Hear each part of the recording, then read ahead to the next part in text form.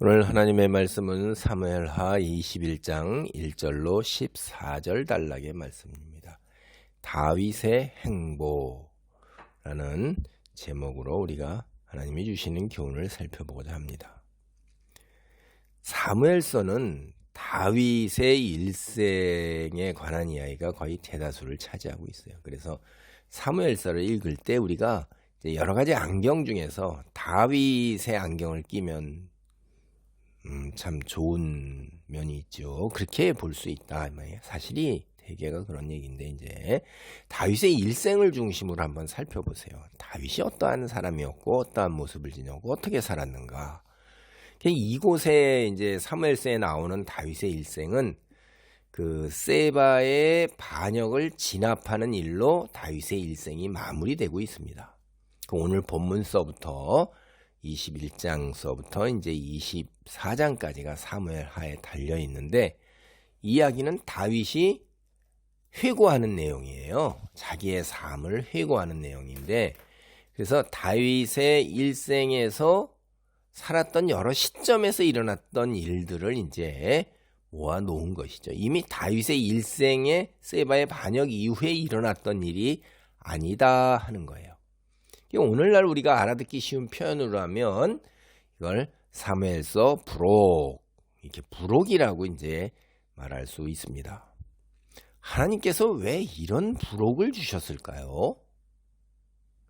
여기에 나오는 이제 다윗의 이야기를 보면 다윗의 인간적인 면모를 갖다가 살펴볼 수가 있어요. 인간적인 한계, 연약함, 이게 이제 적나라하게 그대로 드러난단 말이에요. 그러니까 우리가 다윗 하면은 주일학교서부터 골리앗을 물리친 이야기 이제 유명하잖아요. 그렇죠? 다윗이 늘 하나님과 동행하면서 하나님의 마음에 합당한 자로서 하나님의 사람이었고 믿음의 영웅이었다. 이런 환상. 이건 아브라함도 마찬가지인데, 믿음의 조상 아브라함. 제가 이제 그 예전에 목사님 학교 다닐 때 이렇게 그럼 성경의 인물 위인 이야기, 이런 이야기 하고 그런 거를 또 설교책으로 내신 적도 있어요. 그러면 우리하고는 다른 사람으로 생각을 했는데, 오늘 보면 여기 보면 다윗이 인간이었다 하는 거죠. 우리처럼 똑같이 욕심도 부리고 실수도 하고 이랬다는 거예요. 동시에 영웅이에요. 믿음의 영웅. 하나님의 권위에 얼마나 적절하게 반응하고 있느냐 하는 거예요. 성경의 표현대로면 하나님 마음에 합한 자로서의 삶을 살고 있는 것을 동시에 또 드러내고 있어요.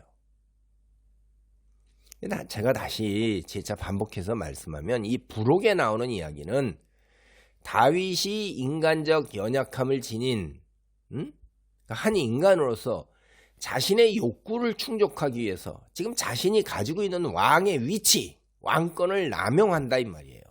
그런 모습도 볼 수 있고, 그렇지만 여전히 하나님께 순종하며 하나님 말씀대로 살고자 했구나라는 것을 동시에 살펴볼 수가 있어요.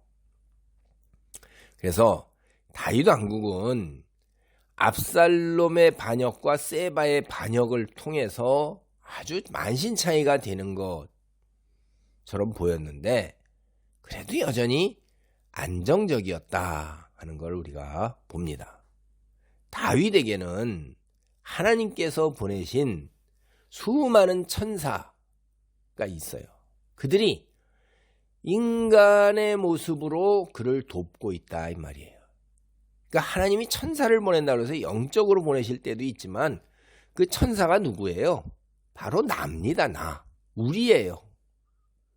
그러니까 인간이, 하나님의 자녀, 백성이 또 다른 사람에게는 서로가 천사가 되어주는 거예요. 그게. 다윗 주변에 뛰어난 관료들과 영적 용장들이 굉장히 많았습니다. 우리는 앞서 살펴봤죠. 우리는 다윗에 대해 환상을 가지는 것, 신앙적 관점에서 환상 가진다, 이런 거에 대해서 상당히 조심을 해야 돼요. 오늘날 지도자에 대해서도 환상 갖는 거에 대해서 조심해야 됩니다. 동시에 다윗이 왜 하나님의 마음에 합한 자였는가? 그래서 사무엘서에서 우리는 깨달아야 돼요. 사무엘서에 하나님의 마음에 합한 자가 무엇이 하나님의 마음에 합한 자가 되게 해서 하나님께서 다윗을 그럼에도 불구하고 일으켜 세우셨는가 하는 것을 우리는 깨달아야 합니다. 여기에 나오는 이야기가 21장에서 24장 이야기, 앞에서도 몇 번 그런 데가 있었어요. 우리가 흔히 생각하는 역사적 순서, 시간적 순서가 아니라는 것입니다. 하나님께서 우리에게 주시고자 하는 교훈을 중심으로 해서 정교하게 짜여져 있는 것입니다. 다윗이 인간적으로 흠이 많고 부족하고 연약했지만 그럼에도 불구하고 하나님께서는 주권적으로, 속된 말로 엿장수 마음이잖아요. 그렇죠? 그렇게 주권적으로 그에게 복을 내리시고 이 순간까지 인도하신 것입니다. 이 부록은 하나님께서 다윗을 귀하게 여기신 이유는 딱 한 가지라는 거예요. 바로 그가 하나님 마음에 합한 사람이었다라는 것입니다. 사무엘하 21장 1절로 2절 말씀입니다. 다윗의 시대에 해를 거듭하여 3년 기근이 있으므로 다윗이 여호와 앞에 간구하며 여호와께서 이르시되 이는 사울과 피를 흘린 그의 집으로 말미암음이니 그가 기브온 사람을 죽였음이니라 하시니라. 기브온 사람은 이스라엘 족속이 아니요 그들은 아모리 사람 중에서 남은 자라. 이스라엘 족속들이 전에 그들에게 맹세하였거늘 사울이 이스라엘과 유다 족속을 위하여 열심히 있으므로 그들을 죽이고자 하였더라. 이에 왕이 기브온 사람을 불러 그들에게 물으니라. 이게 말입니다, 여러분. 이스라엘이 여호수아를 앞세워서 가나안을 정복할 때 기브온 사람들이 속여서 여호수아 앞에 나왔잖아요. 오래 멀리 떨어진 곳에서 온 것처럼. 그래갖고선 화치를 맺고 살려주리라. 그래서 나중에 속은 것을 알고서 너희는 나무 패며 물깃는 자가 되리라. 이렇게 했는데 이제 기브온 사람들도 이게 사기꾼의 천재죠. 그렇죠? 사기꾼의. 이게 이제 여호수아하고 그 한 맹세, 하나님과 한 맹세이기 때문에 그 맹세를 지켜야 되는데 사울은 그 기브온이 이방인 사람들이 이 이스라엘 안에 같이 이제 거하는 그 꼴을 못 본 거죠. 그래서 열심히 있으므로 그들을 죽이고자 하였더라. 열심히 있는 건 참 좋은 거예요. 그런데 그 방향이 잘못됐을 경우에는 안 한 것만 또 못한 오히려 해가 된다 이 말이에요. 하나님과 이스라엘 족속이 맹세한 것, 그 언약을 맺은 거를 사울이 왕으로 하나님 말씀을 이거는 어기는 일이 된단 말이에요. 그거는 악이지요. 인간적으로 볼 때 이스라엘 사람들이 저 이방인들 꼴 보기 싫어 뭐 이런 면이 있을 때 사울이 그 백성들의 지지도를 대중의 인기에 영합하기 위해서 하나님 말씀을 무시한단 말이에요. 이게 악이에요. 그러니까 사울이 하나님께 버림을 받는 것입니다. 여러분 이거 참 기가 막힌 거죠. 그게 이제 3년 기근이 오는 거예요. 3년 동안에 흉년이 드는데 통치자는 굉장히 큰 부담을 느끼는 겁니다. 통치자, 왕은 이스라엘 백성을 보호해야 하는 책임이 있는 거예요. 백성이 굶주린다. 이건 왕이 제 책임을 다 못하고 있는 것입니다. 예나 지금이나 백성이 가난하고 궁핍하잖아요. 그러면 통치자는 이걸 마음 아파해야 하는 거예요. 그거 상관없이 자기 위에 지배계층들만 호의호식하고 밑에 있는 그 백성들은 가난과 굶주림 속에서 그냥 힘들고 끙끙 앓는 소리를 하고 부역 속에서 세금 속에서 끙끙 앓는 소리를 한다. 이건 하나님이 보시기에 악이에요. 악. 그래서 이제 다윗은 통치자 왕으로 부담을 가지고 그래서 하나님께 이제 기도를 한 거죠. 근데 사실 이 가뭄으로 인한 기근은 우리가 창세기 12장 10절도 나오고 룻기 1장 1절도 나와요. 이렇게 나오는 거 보면 가나안 땅에서는 흔히 목격할 수 있는 일이에요. 얘가 이제 제가 알기로 건조기후잖아요. 그래서 하나님이 이른 비와 늦은 비를 주셔야 돼요. 안 주시고 하나님이 눈동자가 같이 거기 지켜보고 계시는 거예요. 하나님이 알아서 비를 제때 안 주면 제때 농사를 못 져요. 비가 근데 언제나 제때 탁탁 내립니까? 우리 너무나도 잘 살아보면 알잖아요. 특히 시골에서 농사 짓는 사람들을 보면요. 제때 내리는 비 얼마나 감사한지 몰라요. 근데 제때 안 내리는 경우도 많거든요. 그럴 때 율법 세상 사람들은 아유 뭐 자연에 그럴 수 있지 뭐 그걸 우리 힘으로 어떡하나 이렇게 하고 기우제도 지내고 뭐 왕이 동양에서는 왕이 덕이 없어서 이렇다고 왕에게 이제 핑계를 대고 막 이런 것도 있는데 이제 왕이 그만큼 그런 보호에 그 책무가 있었다 하는 이야기는 겁니다. 근데 이제 율법은 이렇게 가뭄이 들고 흉년이 드는 거에 대해서 세상 사람들이 하는 얘기하고는 다른 관점을 제공해요. 성경 보면 그래요. 율법은 하나님 다른 땅이 아니라 하나님의 백성인 이스라엘 땅에 하나님이 이른 비와 늦은 비를 주시는데 하나님이 눈동자같이 바라보고 계시는데 어째 기근이 임할 수가 있냐 이 말이에요. 그 기근이 임하는 것은 주의 백성, 하나님의 백성들의 영적 분위기와 연관성이 있다 이 말이에요. 그게 신명기 27장 47절로 48절 말씀입니다. 모든 것이 풍족하여도 기쁨과 즐거운 마음으로 네 하나님 여호와를 섬기지 아니함으로 말미암아 내가 줄이고 목마르고 헐벗고 모든 것이 부족한 중에서 여호와께서 너를 치게 하실 적군을 보내서 섬기게 할 것이다. 이렇게 얘기를 하고 계신다 이 말이에요. 그러니까 지금 전에 하나님이 축복하셔서 풍족하고 잘 사는 것 같은데 근데 너를 줄이고 목마르고 헐벗게 그렇게 그 중에 또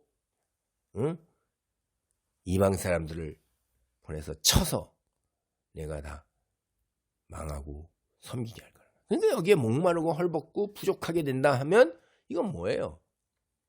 여호와를 섬기지 않는 거예요. 내가 죄악에 있는 거예요.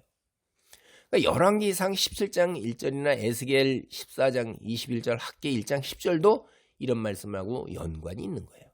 다윗이 율법을 모를 리가 없잖아요. 하나님 말씀을 모를 리가 없잖아요.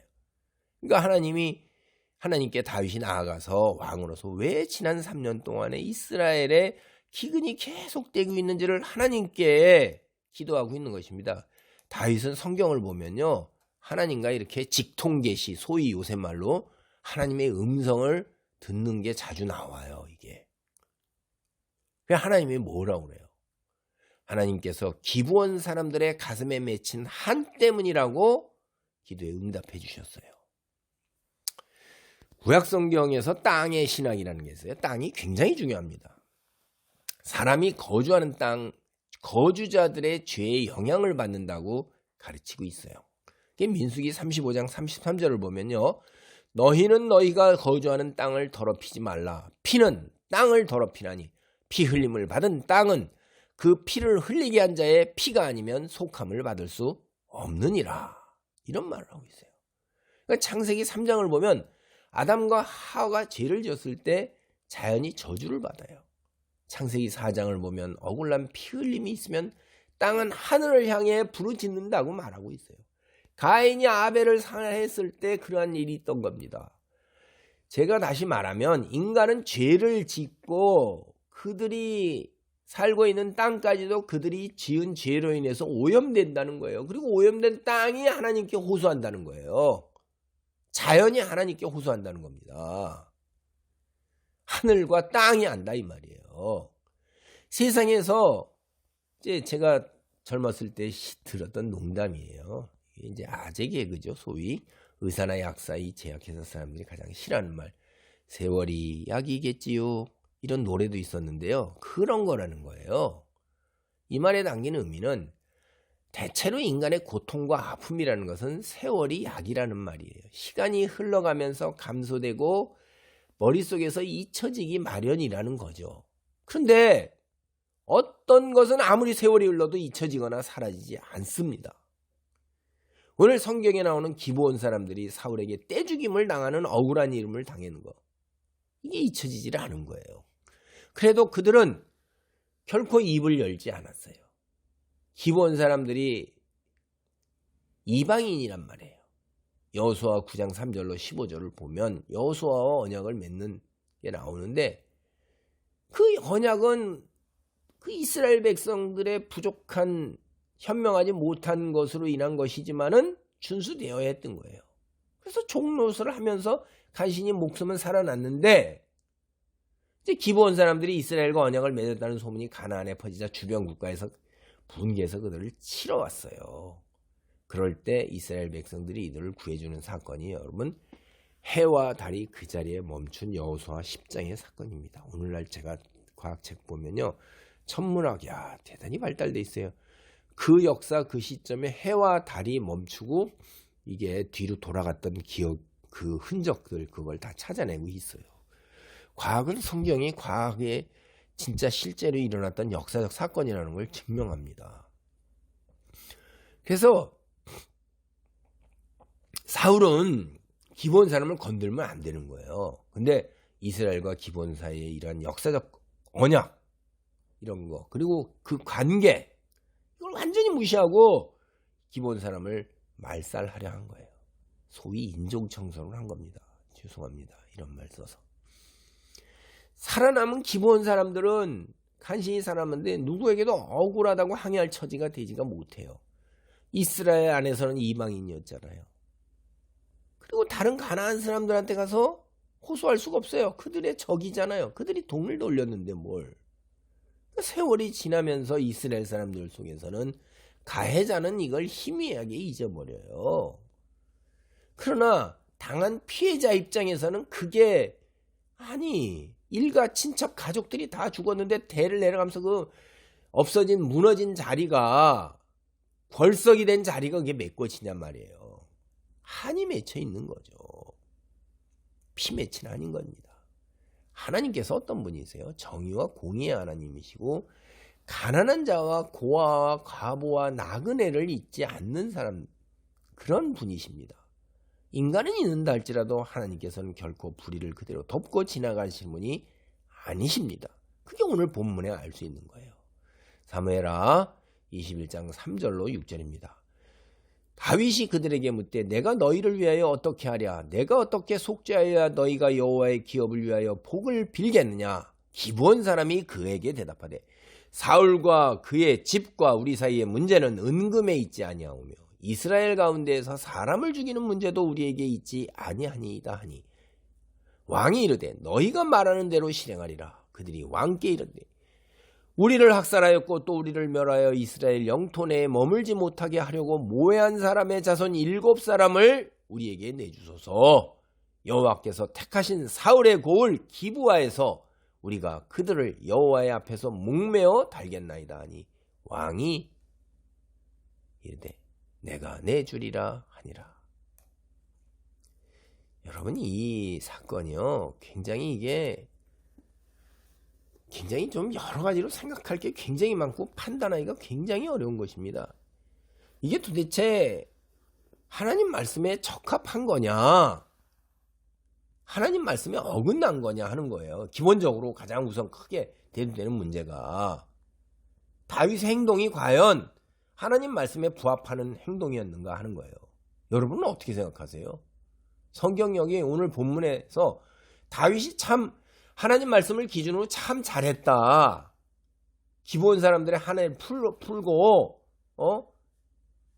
하나님 말씀 따르는 행동을 잘했다, 이렇게 생각되는 거예요? 아니면 이거 하나님 말씀 따르지 아니하고 자신의 탐욕을 살짝 교묘하게 끼워 넣어서 포장한 거 아니냐, 이렇게 생각하십니까?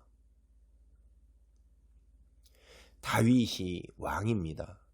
이제 이 본문에서 제가 얘기하면요, 이 기브온 사람들의 논리는 맞는 거예요. 자신들의 그 문제를 어떻게 해결할 수 있니? 다윗이 물었어요. 그럼 그들이 돈으로 해결할 수 있는 문제가 아니다, 이렇게 대답했어요. 이거 굉장히 당연한 거고 하나님 말씀에 비추어 볼 때 당연한 겁니다. 하나님 말씀에 비추어 볼 때. 율법은 뭘 돼 있냐면 민수기 35장 31절로 33절을 보면요, 살인으로 인해서 잃은 생명을 돈으로 협상하거나 보상하는 것을 금하고 있어요. 그들은 사울의 자손 중에서 남자 7을 넘겨달라고 요구했습니다. 그들을 죽이겠다는 거예요. 근데 여기 말을 보세요. 참 기가 막힌 거죠. 여기 이제 이들이 자기네 자신이 권력이 없고 힘이 없다. 그러니까 그걸 잘 아는 거예요. 우리가 어떻게 우리가 사람을 죽이는 문제도 우리가 있지 아니하니다. 이 사울 집안 우리한테 살상을 했으니까 우리가 사울 그 집안 다 죽이겠다. 이거 우리 못합니다. 권력이 없습니다. 이스라엘 가운데. 그거 당연한 거예요. 분수를 아는 거예요. 그런데 자손 7을 내서 주시옵소서 우리가 목매달겠나이다. 앞에 명분은 이스라엘 그 하나님의 말씀의 명분에 맞는 건데 뒤에 가서는 이게 또 하나님 말씀 명분에 안 맞는 겁니다. 여기도 인간적인 거예요. 철저하게 맺힌 그 거기에 대한 복수만이 지금 있는 거예요. 그러니까 하나님 말씀을 다 자기한 대로 필요할 대로 끌어다 쓰는 겁니다. 여러분 기본 사람들 이 문제가 이스라엘과 자신의 문제는 사울 집안과 기본 사람의 문제라고 범위를 축소시키는 거예요. 사실은 사울은 왕으로 했어요. 그러면 이스라엘 백성 국가의 문제로 갈 수도 있는데 그렇게 되면 이스라엘 백성 전체를 다윗까지도 포함한 거기를 적으로 돌리니까 사울 집안의 문제를 축소시켜버린 거예요. 이게 사울 집안과 우리 사이의 문제다. 현실적으로 이제 굉장히 현명한 판단이에요. 이렇게 해서 적을 최소화시켜서 집안으로 축소시키는 것. 만약 이 문제가 이제 범국가적 문제로 확산된다면 자신을 돕는 다윗 왕 역시 매우 처신이 어렵게 되고 난처하게 되고 그 다음에 이스라엘 백성 전체에 미칠 영향이 무지하게 커지는 겁니다. 이게 현실적으로 기본 사람들은 가나안 사람으로부터 이스라엘의 보호를 기대하기 이제 어렵게 될 거예요. 이스라엘도 등을 돌리니까 설 자리가 없는 거죠. 그래서 축소시켰는데 이제 5절을 보면 기본 사람들이 다시 한번 사울이 시도했던 소위 인종 청소를 확인하는 거예요. 응? 우리를 학살하였다. 이렇게 확인한 다음에 사울의 자손 중 남자 7명, 7이라는 숫자가 이제 상징이 있는 거죠. 넘겨달라고 요청을 한 거예요. 그렇게 하면 그것도 그냥 죽이는 게 아니라 사울의 고향 기브아에서 목매에 달아 죽이겠다는 거예요. 본때를 보이겠다는 거죠. 아주 철저하게 짓밟겠다는 거예요. 그 고향에서. 그거 다 일가 친척이잖아요. 거기에. 이제 이게 복수의 한 맺힌 거죠. 신명기 우리가 24장 16절 하나님 말씀을 보세요. 뭐라고 돼 있어요? 아버지는 그 자식들로 말미암아 죽임을 당하지 아니할 것이요 자식들은 그 아버지로 말미암아 죽임을 당하지 아니할 것이니 각 사람은 자기 죄로 말미암아 죽임을 당할 것이라. 사울 아버지가 잘못한 거를 왜 그 자식들이 걸머지고 죽여야 하냔 말이에요.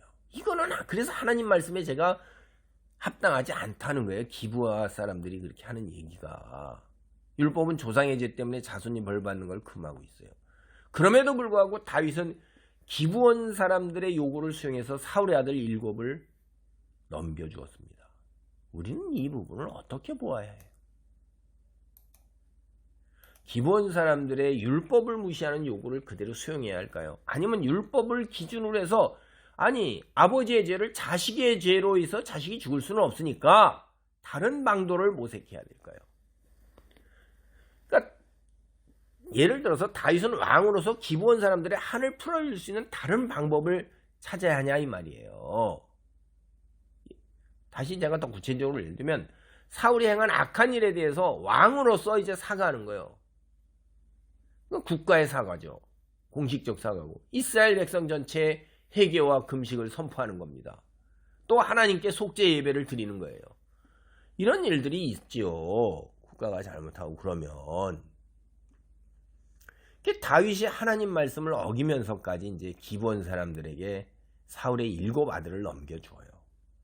그 중에서도 이제 자기가 요나단과 맺은 언약 때문에 요나단의 아들은 빼고 첩 아들 둘하고 딸의 아들 5을 넘겨줘요. 사울의 딸 메랍 자기 5 아들 그냥 졸제 뺏기는 거고, 사울의 첩 2 아들을 그냥 졸지에 뺏기는 거죠. 이거요, 다윗이 이렇게 한 건요, 이 일을 통해서 자신의 정적을 제거하려는 의도도 가지고 있는 것입니다. 우리가 역사적으로 볼 때 심지어 형제까지, 사촌 이런 다 어떻게 하죠? 왕이 되고 난 다음에 그들을 멀리 떨어지게 하거나 수도 도성이나 가까운 데서, 그리고 항상 그들 감시하죠. 왜냐하면 반역을 일으키잖아요. 이게 이 주변 사람들이 부추겨가지고 압살롬처럼 반역을 일으키도록 해서 하는 것들이 우리나라의 역사도 있잖아요. 일가 친척들 그냥 놔둡니까? 어떻게? 늘 불안한 거예요. 세종대왕 아들들은 다 그러니까 사람 안 만나고 다 그냥 뿔뿔이 흩어져서 다 세종한테, 뛰어난 세종한테 왕위를 물려주고 방랑하거나 뭐 그냥 이렇게 절에 들어가거나 뭐 이렇게 살잖아요. 나는 그거 사람을 안 만나는 겁니다. 그러니까 이게 정적을 싹 다 사울의 아들들을 다 죽이는 것, 다윗의 인간적 연약함 여기서 볼 수 있는 거예요. 근데 이제 우리가 이성으로 이해할 수 없는 거가 뭐냐면 14절을 보면 하나님께서 이 일을 인정하셨다고 나와요. 굉장히 참 어렵습니다. 이게 우리 이성으로 이해하기 어렵고 납득하기 어려워요. 모릅니다. 신비는 안 믿어야 돼요. 하나님 앞에 서는 날까지 하나님께서 하신 결정 중에서 우리가 모르는 건 모른다고 말해야 돼요. 남겨둘 수밖에 없어요. 이거는 어떤 걸 끌어도 이건 설명이 안 됩니다. 혹시나 도움이 될까 해서 제가 신명기 5장 9절로 10절을 찾아봤어요. 이거 한번 읽어보셔요. 저도 이건 읽어드리는 거지 이게 뭐 어디까지 어떻게 생각해야 될지는 저도 미치기가 참 어렵습니다. 내 하나님 여호와는 질투하는 하나님인즉 나를 미워하는 자의 죄를 갚되 아버지로부터 아들에게로 3, 4대까지 이르게 하거니와 나를 사랑하고 내 계명을 지키는 자에게는 1000대까지 은혜를 베푸느니라. 그래서 혹시 사울의 죄로 인해서 아들에게까지 그 죄를 갚는 것이, 하나님께서 갚는 것이 미친 것인가 하는 그런 생각도 들기도 합니다. 각자 자기 죄로 죽지만은, 그러나 그 죄를 지었을 때 하나님께서는 그 지은 죄값을 치러야 하는 것이 이렇게 3, 4대까지 내려갈 수 있는, 그러니까 우리가 죄는 짓지 말라고 제가 끔찍한 거라고 그랬잖아요. 잘 모르겠습니다. 여기 이 부분은 설명이 굉장히 힘듭니다. 사울의 7 아들을 넘겨받은 기브온 사람들은 산에 있는 나무에 이들을 매달았어요. 모두 같은 날에 처형된 겁니다. 이때가 보리를 거두기 시작할 무렵이에요. 오늘날 달력으로 하면 4월 중순 무렵입니다. 사무엘하 21장 10절입니다. 아야의 딸 리스바가 굵은 배를 가져다가 자기를 위하여 바위 위에 펴고 곡식 빼기 시작할 때부터 하늘에서 비가 시체에 쏟아지기까지 그 시체에 낮에는 공중에 새가 앉지 못하게 하고 밤에는 들짐승이 범하지 못하게 한지라. 여러분, 나무에 매달려 죽은 사람은 저주받은 사람이에요. 이스라엘 사람들은 그 저주받았다고 그래서 쳐다보지도 않습니다. 예수 그리스도도 저주받았다고 그래서 그러는 거예요.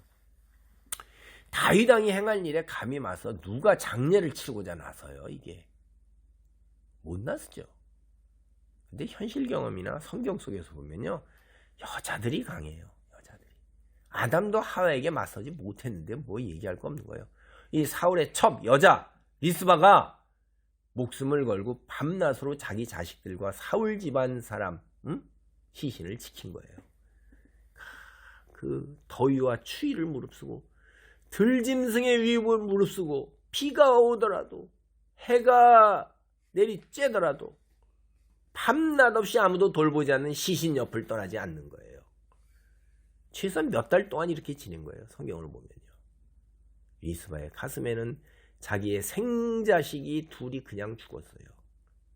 그걸 몇 딸을 옆에다 놓고 그냥 봐야 되는 거예요. 장례도 못 지내고 수치고 모욕이고 저주받은 자로서 한에 또 한이 맺히는 겁니다. 이게 얼마나 고통과 아픔이에요. 이게 복수라는 게요. 항상 새로운 아픔과 고통과 한을 재생산해내는 거예요. 이게 인간이 인간이답지 못하게 되는 거죠. 이어지는 이야기를 이제 보면 다윗은 리스바의 할맺힌 이런 절규적 행동에 관한 소식을 들었어요. 다윗에게 이제 작은 양심이 남아 있었어요. 그래서 그들의 뼈와 내친 김에 사울과 요나단의 뼈를 가져다가 베냐민 지파의 땅 셀라에 있는 사울의 아버지 기스의 무덤에 가족묘에 합장을 한 거예요. 이제 제자리에 찾아 돌아올 거예요. 수치를 벗은 겁니다, 이게. 근데 이 길르앗 야베스 사람 우리가 앞에서 봤죠. 블레셋 사람들이 이 사울과 요나단을 벳산 성벽에 못 박고 거리에 매달았던 그 시신, 그거를 목숨을 걸고 가서 찾아와가지고 장례를 지냈어요.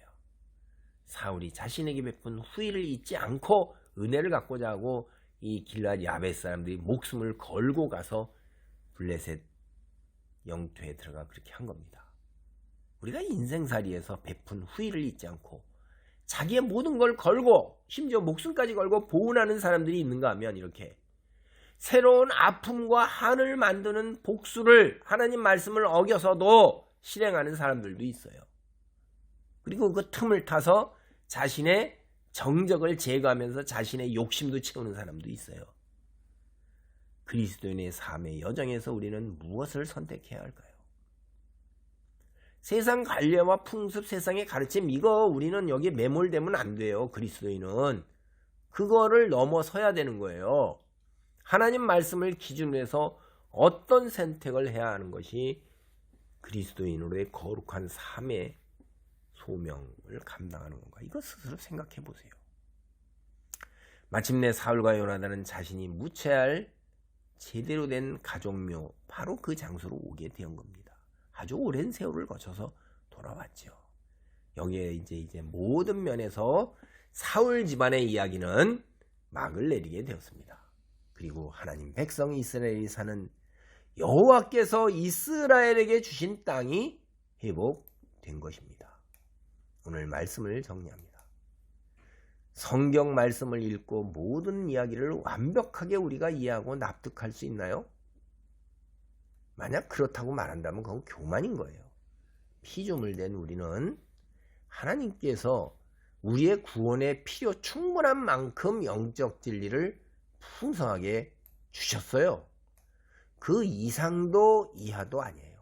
성경이 이야기하고 있지 않는 부분까지 넘어서 그것까지 호기심을 가지고 그 다음에 또 혹은 그거를 풀어서 이야기한다면 그런 사람은 우리는 배제해야 돼요. 그렇게 하면 안 됩니다. 천국과 천사와 사탄, 영적인 것들이에요. 성경이 이야기하고 있는 부분을 넘어서 이야기하는 건 그건 아니라는 거예요. 인간 중에서 누가 가장 이 부분에서 깊이 알고 있었을까요? 예수님이 뭐라고 모셨어요? 올라간 자 외에 누가 그걸 알 수 있겠냐 이거예요. 인간 중에서 누가 올라갔어요? 사도 바울이에요. 3층 천이라는 얘기로 우리가 번역된 거 있어요. 하나님, 예수님을 직접 만나본 사람이 있어요? 부활 후에? 아니, 믿지 않는 자로서 사도 바울에게 나타났어요. 그렇다가 사도 바울이 회심했잖아요. 사도 바울만큼 영성이 깊은 사람이 있는가 이 말이에요. 그도 굉장히 입을 조심했어요. 근데 성경이 이야기하는 걸 넘어서는 것들에 관해서 대중 앞에서 떠벌리는 사람들 멀리해야 됩니다. 하나님의 자녀로서 세상 사람과 구별된 거룩한 삶의 자리를 지켜나가는 게 우선인 거예요. 호기심을 채우려고 하지 마세요. 그게 아는 것이 여러분의 구원에 뭐 그렇게 보탬이 되고 여러분의 구원을 결정적으로 확신시켜요. 성경 말씀으로 족한 줄 알아야죠. 신앙은 자신과의 싸움인 거예요. 능력이라는 게 뭐냐면 기적을 일으켜내는 것도 능력이기는 하지만 그보다 더 큰 능력은 거룩한 삶을 살아내는 거예요. 육체적 존재밖에 안 되고 영적으로 무지한 우리가 또 가난과 시련 속을 감히 걸을 엄두도 못 내는 우리가 그런 것을 두려워하지 아니하고 천국을 향한 삶의 여정에서 하루하루 한 걸음을 내딛는 것, 그게 능력이에요. 가난과 시련 속에 있다 할지라도 천국 영생을 소유하기에 천하의 모든 것을 다 소유했다고 생각하는 것, 그래서 평안과 기쁨 속에서 감사와 찬송을 입에 달고 하루하루 한 걸음씩 내디딜 수 있는 것, 이게 능력이고 기적인 거예요. 우리 모두가 하나님의 백성으로 세상과 구별된 거룩한 삶을 사는 능력자가 되기를 기도합니다. 아멘. 할렐루야. 하나님 감사합니다. 오늘 다윗의 행보 속에서 다윗의 인간적인 면모의 부족한 면도 봅니다. 또한 하나님 말씀에 합당한 삶을 살고자 하는 면모도 동시에 봅니다. 아버지, 이렇게 부족함에도 불구하고 하나님께서는 다윗을 택하여 일으켜 세우시고 그를 축복하셨습니다. 모두가 하나님의 절대적 주권에 의한 선택이요 하나님께서 이루어 가시는 일이심을 믿습니다. 내가 다 이해하지 못한다 할지라도 주님께서 아버지 나를 택하여 세우신 것처럼 다윗 또한 택하여 세우시고 인도하시고 축복하신 것 믿습니다.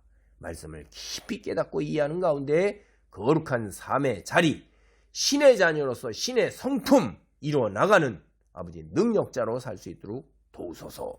예수님의 이름으로 기도하옵나이다. 아멘.